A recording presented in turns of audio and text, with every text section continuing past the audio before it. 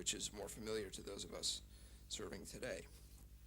The point that we're making to them, and we've made it as recently as this morning at very senior levels, is that this action, signing this deal, is not the kind of signal that we in the West should be sending to what is in effect a rogue government that opposes us on many important fronts, and most importantly appears to harbor aggressive intents toward a number of nations in the West, particularly through sponsorship of terrorism. Another in our series of This Day in Diplomacy announcements, just to keep you up to date on. As its details become known to us, we of course will have to evaluate whether the provisions of the Iran-Libya Sanctions Act will be brought into play in reaction to it.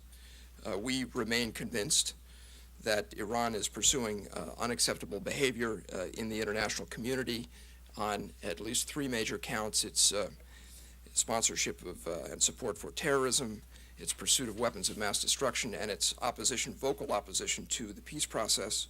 A bit of a twist. This commemorates the 50th anniversary this week, in fact this Wednesday.